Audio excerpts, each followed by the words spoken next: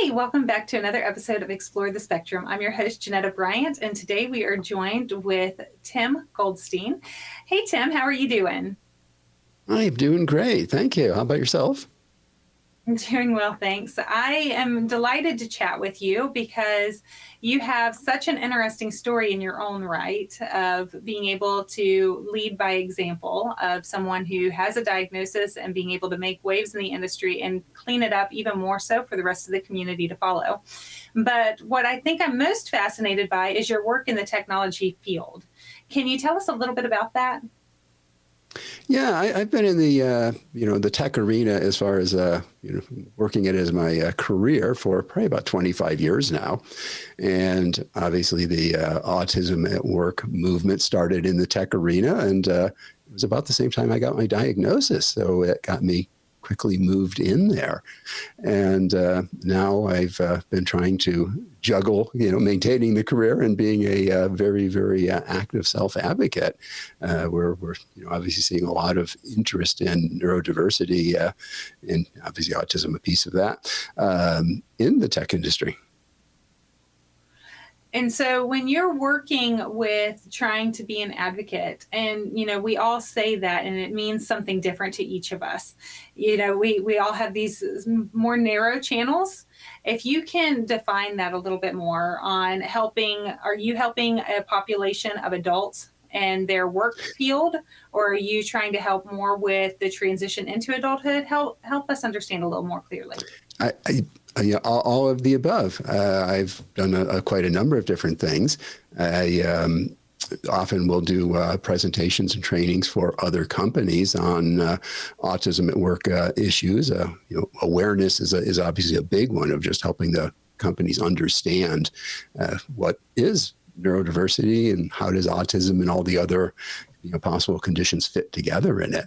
So that's one area that I do. I have a podcast that reaches out and covers, everything from business leaders to other advocates to people in the academic world. I have taught on it at both Cornell, and I've been at National Science Foundation seminars at Vanderbilt and been presenter. So all different ways. Hard, you probably name it, and I've probably done it at some point or do it frequently. Well, it's so good to talk to somebody that has been able to help on such a large scale. But I imagine there's some people that are listening right now saying, man, I wish that our employer understood things better, or I wish we could get more information to somebody. If that's the case, is there any advice that you would give for them to find some information that is solid information? I feel like there's a lot of information out there, but not always something that employers can pick up and use as a guide. Yeah, or should they simply contact you? Oh, sorry. Yeah, definitely. You're right. There's a lot of information out there. And all too often what I see with a lot of both advocates and, people who are supporters and no diagnosis, is it's just the same old thing reiterated. You're not really getting any new insight. You just get the same thing from a different voice. I would say some of the places to look, one would be go to Disability In. And there is the Neurodiversity at Work Employers Roundtable is sponsored through Disability In. And I am involved with that organization, that group. And we just put out a number of different little, we call them playbooks. And these are just short little pieces. It was a combined effort amongst many different companies. And very, very helpful, very useful. So that's definitely one place I would go. And I would say also, go to my website, which is real easy. It's just timgoldstein.com. And I've got a variety of both resources available that not only are they available for you to view, but they're available to use for free throughout the company, however that you want to, wherever it can make good help, good impact. And obviously people can reach out to me directly if they want to ask questions or find out about, potentially engaging me. Yeah, you beat me to the punch on that, because that was my next question is if, they don't want to go to this site, how would they contact you? And so you answered that. So I'll ask you one last question before all of this wraps up. If you had a few words of encouragement, what would those be? And to who would you think needs to be most encouraged right now?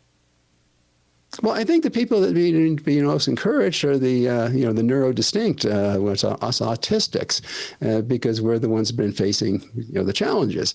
The companies are just starting to find out that we exist, we are part of diversity. They do need to pay attention, but they don't. They need encouragement to do more. But as far as encouragement, because you're feeling beat down, no, it's us.